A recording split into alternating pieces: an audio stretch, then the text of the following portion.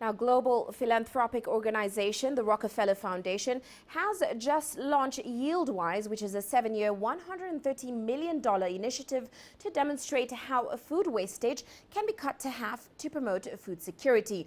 Now, according to the Food and Agriculture Organization, enough food is usually grown to feed all the 1.2 billion undernourished people on the planet. But a third of that is never eaten. Now, given the projected 2 billion increase by 2050, the need to minimize loss, not just maximize production, is critical. YieldWise will be engaging private, non-profit and government actors across the food supply system, and the company's immediate focus will be in Kenya, Nigeria and Tanzania, where up to half of some crops are lost to inefficient harvesting, storage, processing and time to market. Now, joining me here in Nairobi to give some more insight into this project is Mamadou Biteye. He's the Managing Director of the Rockefeller Foundation. Mr. Biteye, welcome to the show. Now, of course, the foundation is looking to demonstrate how food loss and, of course, waste can be cut in half.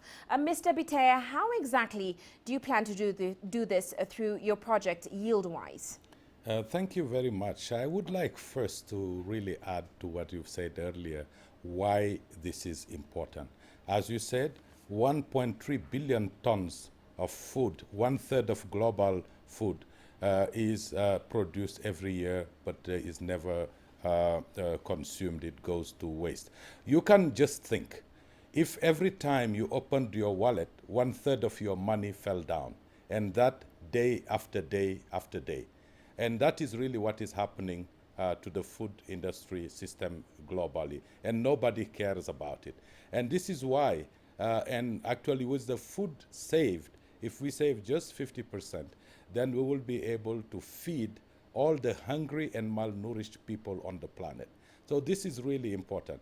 This is why the $130 million initiative that the Rockefeller Foundation launched last year at Davos with our partners is really trying to use the 4 biggest opportunities that we see for transformation.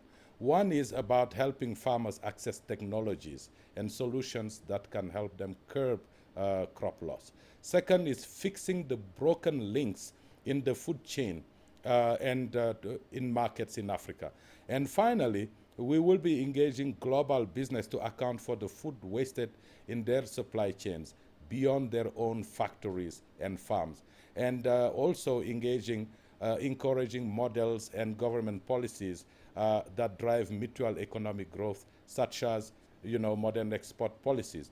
We would really start in in a geography that we think is we will be able to demonstrate that. This is Kenya, Tanzania, and Nigeria.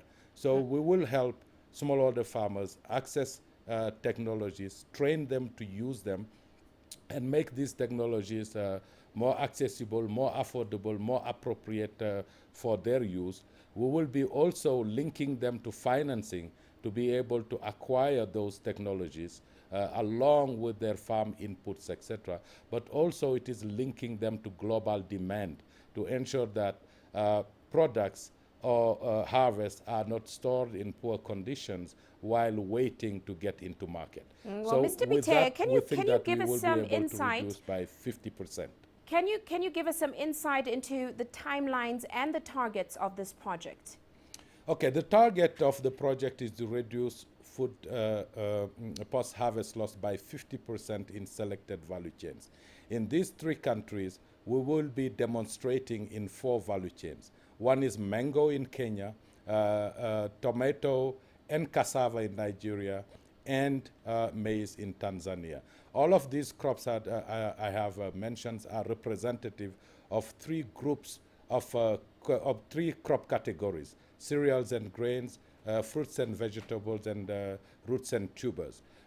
This will be over 5 years, where we will be developing these models and making that the 4 components that I have alluded to earlier, implemented in tandem, will be effective when maximizing food loss to reduce post-harvest loss by 50%. Right. By 2030. And right. This is really in support also, beyond just our own initiative, to the goal 12.3 of the Sustainable Development Goals, which is looking at reducing food waste by 50% by 2030. Well, Mr. Bitere, the project actually looks to work with heavyweights such as the Dangote Group and, of course, the Coca-Cola Company. You're also looking to invest about $130 million. Tell us a little bit more about how you plan to fund this program. Well, first of all, I should say that Rockefeller Foundation is a private philanthropy and invests its money in the initiatives it launches. So the $130 million will be entirely funded by the Rockefeller Foundation over the time period, over the 7 years I have mentioned. But this is not enough to address the problem. So this is why our approach, working with different partners, is really thought to be catalytic by demonstrating proven models that are effective in reducing post-harvest loss. We believe that this will be picked up by different other development actors and implement them. And that's how we will be reaching scale, because the world today is gaining more awareness about the issue and looking for solutions to this. Well, thank you so much for those insights, Mr. Bitere. Of course, Mamadou Bitere, the MD of Rockefeller Foundation here in Nairobi.